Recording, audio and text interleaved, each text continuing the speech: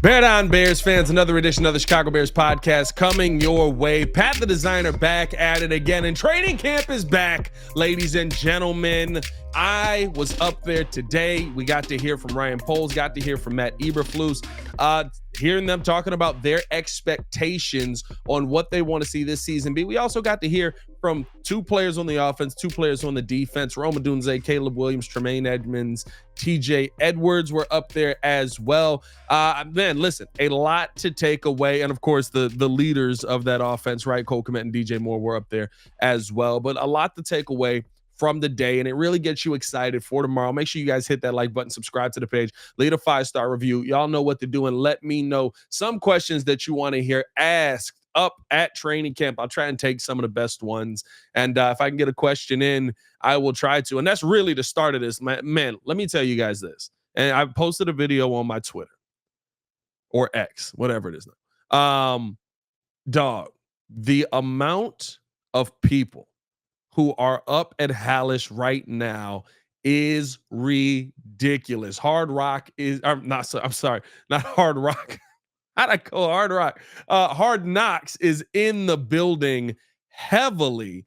And I mean, listen, like when you're just trying to find a spot, I'll tell you what, I'll get there earlier tomorrow because trying to find a spot was rough in there. I was literally sitting there, like standing the entire press conferences. So knowing that it's packed, knowing, everything that's going on up there, there's a lot of excitement around this Chicago Bears team. And I think that is the biggest thing that I'm looking forward to, man. Like there's the buzz around this team, the fact that they're not hiding from the expectations, the fact that they're not running from what people are saying about them. Cole Kmet talked up there today, and he basically was like, listen, I'm glad that you guys' expectation caught up to where we've been the entire time, because I always am looking to go out there and make the playoffs and win the Super Bowl. We're not running from these playoff expectations. I'm glad that you guys finally got the expectation, your expectations to where mine have been the entire time. And the message that I got listening to everybody up there today is that the pressure is just that. It's pressure, but we're not running from it. We're not running away from it. We want the pressure because that means that we have a team good enough that can go out there and handle the pressure. When you heard from Ryan Poles today, and he's sitting there talking about kind of how he's building the team throughout the offseason and some of the conversations he's had, and how, I think the big news from the Ryan Poles portion of the press conference is the conversation around Yannick Ngakoue. We heard that the Chicago Bears trainers have been a part of his recovery the entire time. Now, they haven't gotten their hands on him specifically, but they've been in constant contact. Does that speak to Ryan Poles possibly trying to keep an eye on Yannick Ngakoue? And could he be somebody who ends up coming back into the fold here in Chicago? He talked about how Yannick's production upticked when he was on the field last season when they acquired Montez Sweat. So, I mean, like a couple of nuggets there. Of course, he's not going to go out there and say, when we feel Yannick is healthy, we're going to go out there and sign him right away. But the fact that you get Ryan Poles, telling you that, listen, we've been in contact with Yannick. We've stayed kind of a part of his recovery process. We've had our trainers a part of his recovery process. He's worked with them throughout this entire process, right? That to me tells me that there may be a little bit more favor, maybe some writing on the wall that we could see Yannick Ngakoue possibly be back in this Bears building. Thought that was a really good nugget that we got from Ryan Poles today. And, just talking about the team building and his focus on it and all of the things that he went through this offseason to turn this team into the contender that he hopes that it's going to be. That part right there, right? Like putting words out there like top 5 contender, playoff contender, right? Like those are the things that to me is different, right? This is a confidence with this Chicago Bears team that we haven't seen since Ryan Poles has been there. How's every season started off, right? We're going to see where things land. We have playoff expectations. We always have that, but we're also going to see how the season pans out. I would hope that it's better, but they've kind of tiptoed around how competitive their expectation of this team being is, because you haven't had a team that could be competitive, right? You had a team of players that you were trying to lose as many games as possible. Second year, right? You hope that things got better, but you still didn't have a full complement of guys. You had DJ Moore, you had Justin Fields. There was your offense right there, right? Now you're talking about having, okay, we've got a wealth of riches here on the offensive side. We've got a defense that looks to be, as they keep saying again, top five, right? That looks like it's going to go out there and be one of the best defenses in the NFL. No, we've got high expectations. We're talking about trying to make the playoffs. We're talking about trying, like, you just weren't hearing that kind of conversation in years past. And so hearing that, to me, I think that is a very, very big thing for this team. I think that confidence, you hope that they're able to play it out. And I think the other thing that was really big from the Matt Eberflus, Ryan Poles portion of it was hearing Matt Eberflus kind of, acknowledge that he's going to do things differently in training camp this year. He's going to handle the preseason differently this year. I love that. I need that. I need that, because you guys have heard me on this podcast probably 100 times now say the person I'm focusing most on is Flus and how he runs this camp. Are you going to put out a camp that actually helps these guys get better? Last season, to be fair, it just wasn't good. It just wasn't good. It was a team that you were sitting there the entire offseason going, are they ready for Green Bay? They're talking like they're ready for Green Bay. There's plenty of talk here, right? And listen, it's still talk until we see Matt Eberflus actually go out there and do it. But my hope is that you can take that talk and actually turn it into action this year. That was a problem with the Bears last year. There was a ton of talk around this team, right? There was a ton of, this is the year. We're going to do it. Now's the time that we're going to make that next step. Now's the time that we're going to make that leap. Talk all season. But you never saw it play out on the field. There's a lot of talk right now.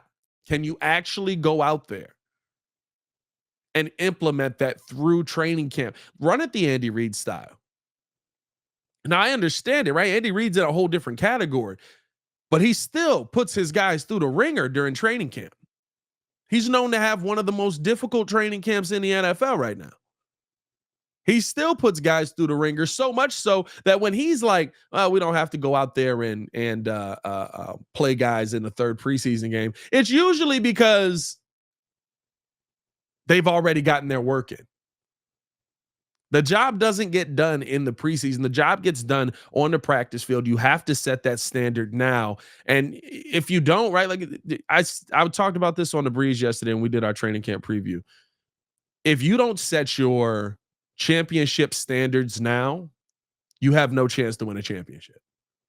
If you're not sitting there already in the room and going, hey, listen, and we kind of heard that a little bit in the 1920 football drive. But if you're not sitting in the room and going, hey, listen, guys, we got to be on our P's and Q's. This has to hit here. This has to happen. This has to work. You can't not do any of this. You have to do these things now. If you don't set that standard now, you're not going to be able to set that culture middle of the season. So I want to see Matt Eberflus take that talk and turn it into action. I'd like the fact that I'm hearing that the training camps are going to be different, that the preseason games are going to be handled differently. Now show me that. Now go out there and show me that that's what you're going to do. I thought it was very interesting as well. Well, one of the tidbits that I took away from the DJ Moore, Cole Kmet one, Herb Howard asked a great question. Friend of the show, Herb Howard, asked a great question, basically saying, how are you guys going to handle the preseason reps? You know what I mean? Like, do you want to play more reps with Caleb? Do you want to play less? Or vets really don't want to play a ton in the preseason. I love Cole. Cole instantly starts asking. He's like, "You think we got a choice on this?"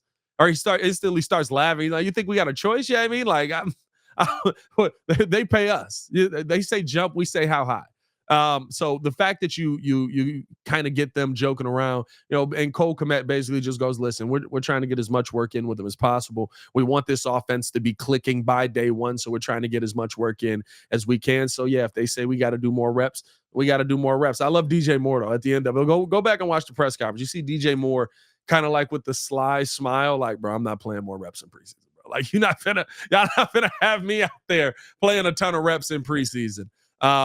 But no, it's just the vibe around this team, how they talked about Caleb. It was hilarious as well during that. But putting them two together, bro, Cole and DJ is like the ultimate buddy cop movie.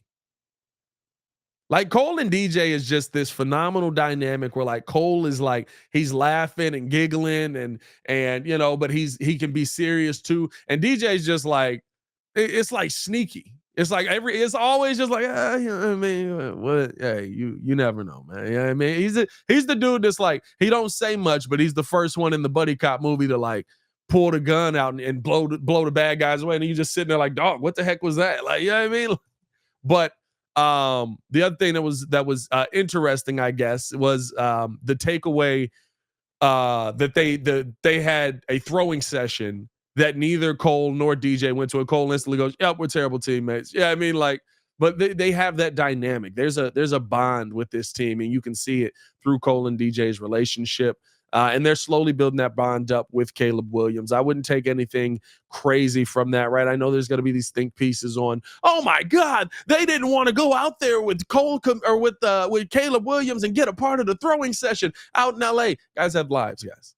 You know what I mean? Like, you're trying to schedule it in, you got to fit it in. There's going to be no issues. You know what I mean? We saw throwing sessions that Caleb and DJ Moore had before the draft even happened, right? We saw throwing sessions that Caleb and Cole Kmet had, and they're going to be throwing to each other a ton in training camp. I'm not worried about the offseason throwing sessions. And I'm not even going that deep in depth into it. So though when those think pieces come out, you know what I mean? Like, just kind of roll your eyes and let that one ride. You know what I'm saying? But again, there's a dynamic with this team. There's an expectation with this team. There is a camaraderie that this team has, and this is something you get when you get guys who are coming back. A lot of guys in this wide receiver room coming back. Yes, there's some additions. Rome Odunze, Keenan Allen being two major additions to this wide receiver room. But, outside of that, you've got a lot of guys who were on this team last year, on this team this year, and you can feel that dynamic when you see how these two when you see how this team interacts with each other, especially with Cole and DJ. One of the other takeaways that I had when we got a chance to talk to Caleb Williams and Rome Odunze, the fact that Caleb is just so poised already. He's looking for the pressure. Contract questions were coming up, and he basically was just like, "Listen, I let them handle that. I learned a lot. We got a lot of that stuff done. I'm neither confirming nor denying one way or another that the things that are being reported about my contract are true. I'm neither confirming nor denying that." I asked about the fifth year option not being a part of that,